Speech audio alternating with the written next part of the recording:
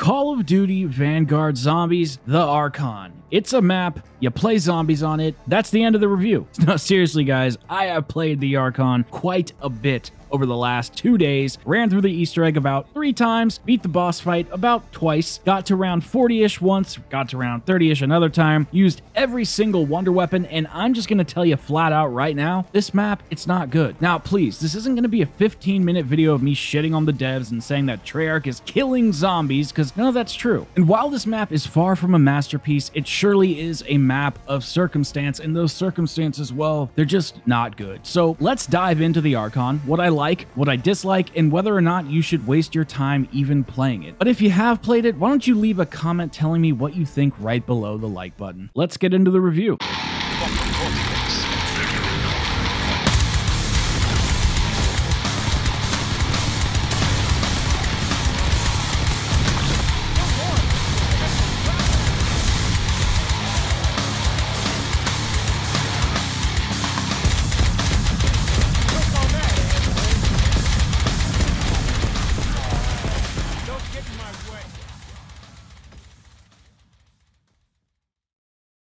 So what exactly is this map all about? Well, like you already know at this point, the map is called the Archon, and it's a reuse of Terra Maldicta. It's not a remaster. It's definitely not a remake. As I see those terms kind of getting thrown around a lot, it's neither of those. This is the exact same map from Season 2 or 3, whenever the hell we were blessed to receive Terra Maldicta.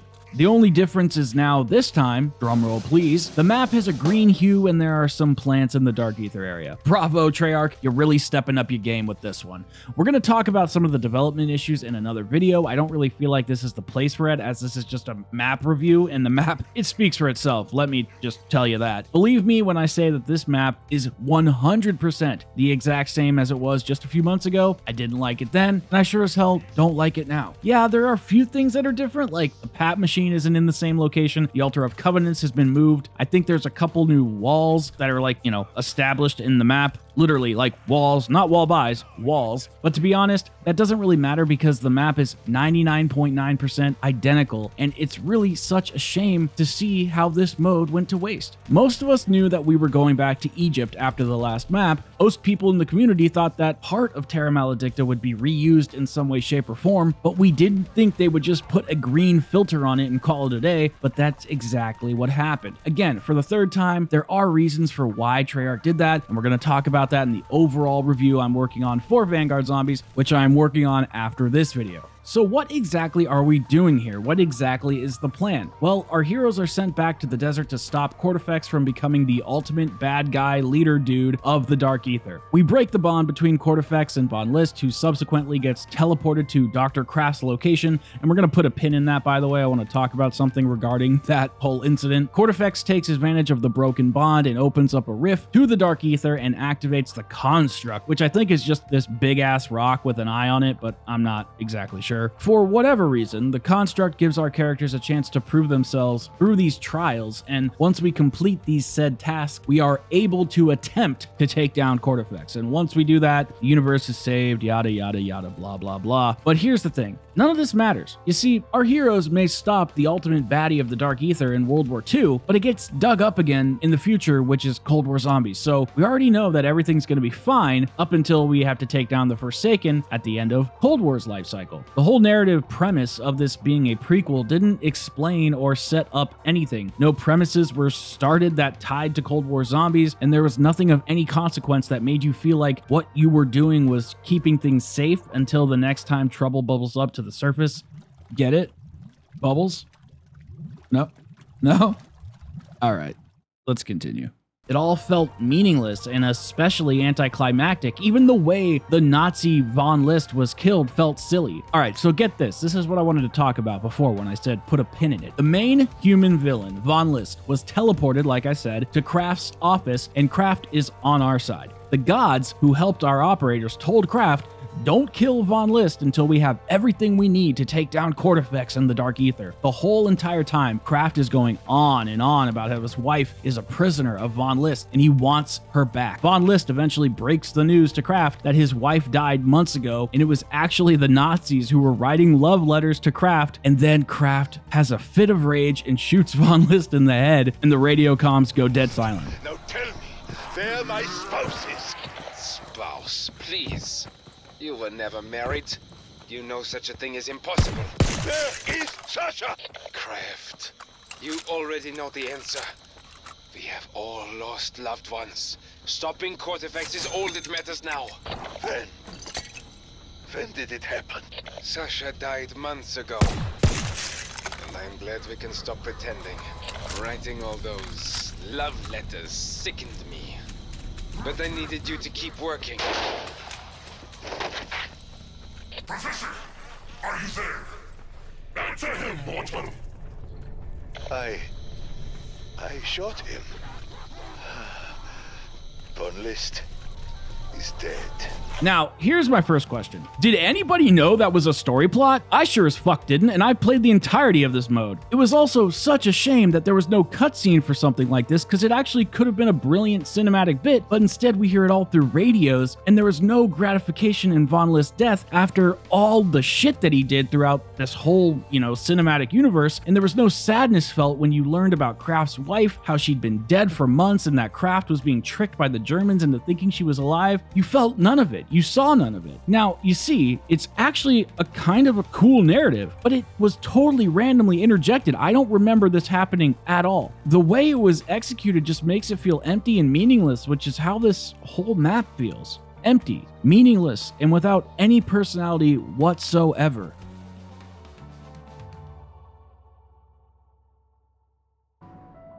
What really blew my mind, though, wasn't the fact that Treyarch gave us the exact same map. It's that they said we wanted it. Treyarch posted in their blog about a week before the map came out that they had received a ton of criticism about Terra Maldicta, but the one element of feedback that they kept hearing was how Terra Maldicta would have been great as a round-based experience. Unfortunately, Treyarch took those words literally because that's not what fans meant at all. What we meant was this location could have been cool as a round-based experience, not the exact layout, because the layout doesn't work, which we're going to touch on in just a moment. But imagine if the Archon had a similar style as it does now in the main desert area, but as you progress, you unlock doors and you find some tunnels that lead you to the inside of an old pyramid, and inside that pyramid is where you find the portal that takes you to, part of the Dark Ether or whatever. This could have been similar to the likes of Ancient Evil, where you have unique areas that are unified via a connective tissue of a narrative and gameplay mechanics. Now, I'm not trying to sit here and tell Treyarch what they should or shouldn't have done regarding the layout of the map, but I will give my opinion from years of experience playing this mode. Now, the traditional round-based survival experience is based on spawning in a starting room that allows you to go into one of two directions. As you kill zombies, collect points, and open doors, you start to experience new areas of the map that look and feel different, but again, are connected by the location's atmosphere. Now, depending on which way you decide to traverse, you'll see slightly different set pieces, but it will ultimately connect, bringing the players full circle into an immersive world that is the zombies experience. I think one of the best examples of this would be something like Mauer der Toten. You start off in the spawn area, and it allows the player to move from the rooftops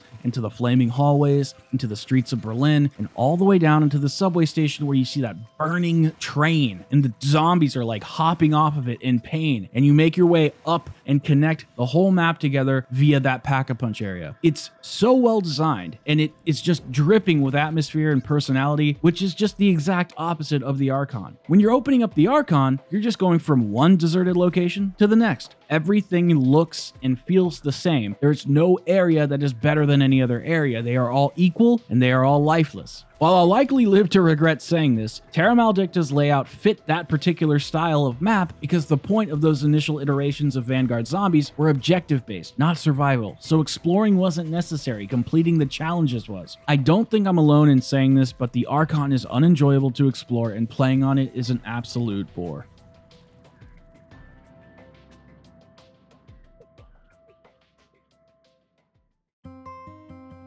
Speaking of gameplay, there isn't really anything new here. It's just more of that Vanguard Zombies flair, which I'm sad to say just isn't really doing it for me. Everything inside of the Archon has been seen before. I think the only thing that's kind of different when compared in the context of Vanguard is that you have to build the Pack-a-Punch machine, which, I think is a nice touch. But again, and I'm sorry to harp on this, but the layout of the map is not conducive to survival-based mechanics. Training zombies through the Archon is honestly a nightmare. There are a couple of open spaces that you can kind of get away with it, but it's not fun, so why waste your time? Not to mention, the zombies are constantly beating the shit out of you, and I know I keep saying this, we will talk about this in the main Vanguard Zombies review, and we will, but one of the biggest problems with Vanguard Zombies is that it pivoted mid-life cycle, and all of the mechanics that were designed for one method of play have now been converted into that traditional zombies feel that we all love. It's very obvious that something is off, that the game just doesn't feel right. It doesn't help that there are no new covenants, no new perks, no new anything, really. Treyarch emphasized very clearly in their blog post that they didn't want anyone to expect new gameplay features and that they were solely focused on the quest, the boss fight, which I think means we are ready to discuss just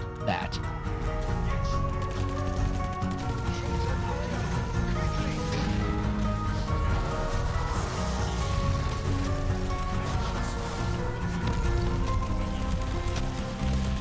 The main quest inside of the Archon is actually not terrible. There are some pretty interesting features, and what really holds everything back is just Vanguard itself. The guns, the atmosphere, the audio, the narrative, parts of the art design. There are just so many bad things that outweigh the good in this certain instance. It's like I said not too long ago. After you build the Pat machine, Cortifex activates the construct. We have to prove ourselves to have a shot at taking down Cortifex. How we do that is by going up to 3 different obelisks and completing the challenges associated with them. This is where the game is actually pretty interesting and, dare I say, enjoyable. These challenges range from a variety of things like hip fire only to killing zombies drains your points. There's a pretty decent variety and it's not bad. Most of the assets used in these challenges are from the objective-based mode, like with Daranfang and Terra Maldicta, which I don't think is a problem. It's just a shame it took this long to see them implemented in the survival-based game mode, because zombies could have had a fighting chance if we could have seen, you know, these ideas implemented in the way that we are used to. And I just want to mention that one of the challenge pillars that you have to complete does reward you with the Decimator Shield, which I'm going to talk about in a bit. And I think this is a good choice as it gives the players a bit of a reward and makes you feel like you're actually progressing in something rather than just completing arbitrary challenges for whatever reason. I wish that each challenge rewarded you with one of like the 3 wonder weapons, but that's not the direction the devs decided to go in, and I think it's a pretty big shame. I also think it was a smart move to make the Easter egg easy to complete. You can get it done by about round 15, but the whole process takes about an hour and a half if you want to get enough points to fully pack a punch your weapons and get all your perks upgraded. But let's talk wonder weapons. There is not one new wonder weapon in this entire map. There are no side quests to get the Wonder Waff or the ray gun. Only the main objective line unlocks the shield. If this is untrue in any way, please let me know. I'm almost certain that you have to get everything from the box or by beating Cortifex to get your rewards. Now, I do know there is a bunny side Easter egg like we saw in Cold War and Shi No Numa, and I have heard that it can give you a ray gun, but it's not reliable because you literally have to dig random dig sites, perhaps all the way past round 30 to find all the pieces before you can get your reward. That being said, I have used every wonder weapon in the map, and while the wonder weapons as a whole are decently overpowered in Vanguard Zombies, they do not make the gameplay feel that much better. The ray gun, it feels no different than it did in Terra Maledicta when it first came out. It's utterly useless in the boss fight. When you're shooting Cortifex's eye, which again we're going to talk about in a little bit, you just miss everything because he's subtly moving. Whatever, it doesn't even matter. It's just not viable. The Wonder Waffas saw an increase in reload speed sometime after the launch of Shi No Numa, and that's definitely a welcome change as it makes the feeling of the Wonder Weapon that much better to use. And it's probably my favorite iteration of the Wonder Waffa itself. I mean, after all these years, we have seen so many Wonder Waffas, and I just love this one. It's in the wrong game though. It should be somewhere else. But all this aside, there is actually something I like in this map. There is one wonder weapon that is actually growing on me.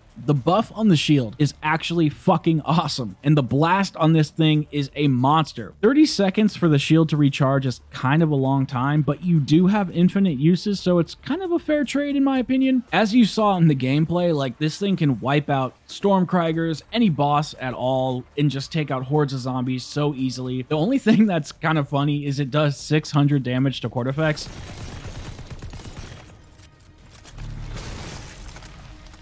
Which is just so stupid. Like, why even allow it to work? But whatever, it's not that big of a deal. I just thought it was funny. But I have to give credit where credit is due, and the shield changes were much needed, and they made my time inside of Vanguard Zombies that much more bearable considering. However, this is where the buck stops. One of the things that Treyarch highlighted in their blog was about how they wanted to spend their development time and money on the boss fight for Cortifex. And damn it, I was right there with him. Do it up, Treyarch. I mean, why not? It's the final map, and rather than spend the little resources that they had on making a new map and all this other shit that goes into it, just focus on the quest and the boss fight. I thought it was a great idea, but goddamn, Treyarch just missed this one. You see, I'm a Call of Duty boss fight simp, and I will bend to the will of most maps simply because they have a boss battle. Now, not every fight has been amazing. Even during the heyday of zombies, there was a lot of flops. Zetsubo, Blood of the Dead. Not every great map had a great boss fight, but let's take Blood of the Dead, for example. Yes, I hear groans coming from the audience. Blood of the Dead is one of my favorite maps, and while it may not be yours, it's mine. I'm allowed to like it, but what I don't like about it is the boss fight. It feels way too easy. It doesn't really hit home like the Easter egg does, and luckily it had great gameplay and character dialogue and one of the best cutscenes of all time to counterbalance that. But let's just say the final boss fight of Vanguard, well, just take a look.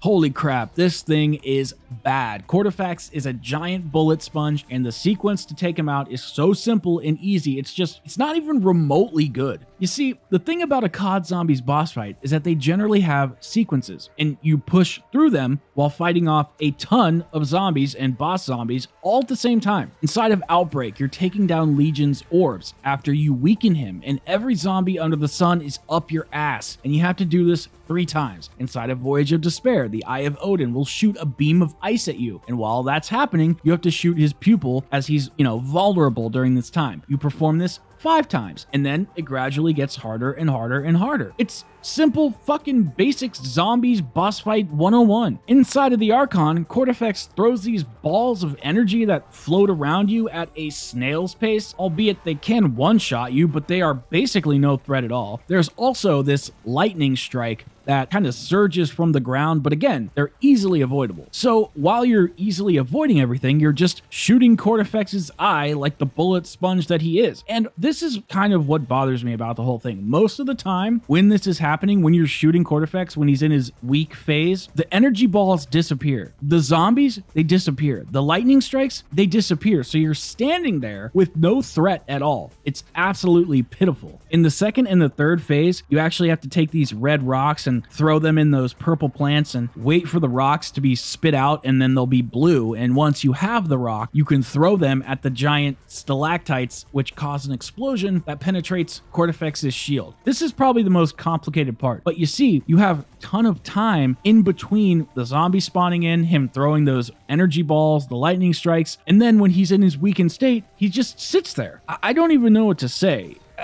What a joke. I think what really set me over the edge of disappointment was how they decided to end the final battle. Once you win the boss fight, generally a cutscene emerges, rewarding the player with a more narrative and beautifully rendered cinematic. Vanguard has obviously struggled in that department, but the pre-launch cutscene was beautiful, and fans thought they might pull out a little animated cutscene, which was what they did in Shinonuma after you beat that Easter egg. But Treyarch had other plans. This is how the epic battle between gods and mortals ends, the climax to saving the world from the Dark Ether ravaging its entire existence.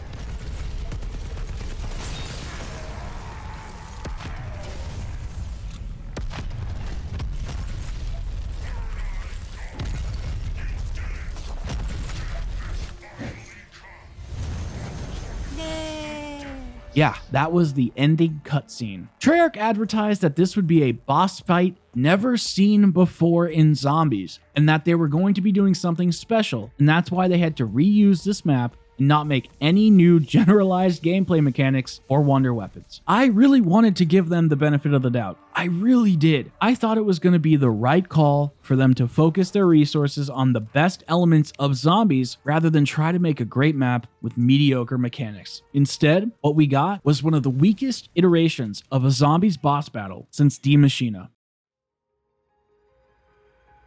So this is the part of the video where I think you should give yourself a pat on the back for not only making it through the entirety of Vanguard Zombies' horrendous final DLC, but for sticking it through to the end of the video. I appreciate that very much. But guys, I can't in good conscience recommend you to play this map. After Shi No Numa Reborn, I said that buying this game would solely depend on how the final DLC went. And I can say with utter confidence that this map is not worth it. Even if you can get this game for $10, I still don't think you should. If you already own Vanguard Zombies, I still don't think you should play this map. It's unoriginal, it's stale, it's unimaginative, and it will only waste the most precious commodity that we all share, which is time. It really pains me to say all this negative shit about the map and the mode overall, but I just want to put it out there that I'm saying this with love and admiration for Treyarch. They are my favorite developer. And I know some of what I'm saying is harsh, but I think the devs are talented. I just think they got screwed over, and they've been getting screwed over constantly since 2018. Anyways, guys, don't play the Archon. It's bad. That's going to do it for this video. If you had a good time, leave your thoughts and feedback in the comments, which is right below the like button. And remember, every like you leave is good luck for Treyarch in the development of the next Zombies mode, which isn't released until 2024. Holy shit, that is so far away. Anyways, guys, thank you so much for watching, and I will see you all in the next live stream or video. Peace out, everybody.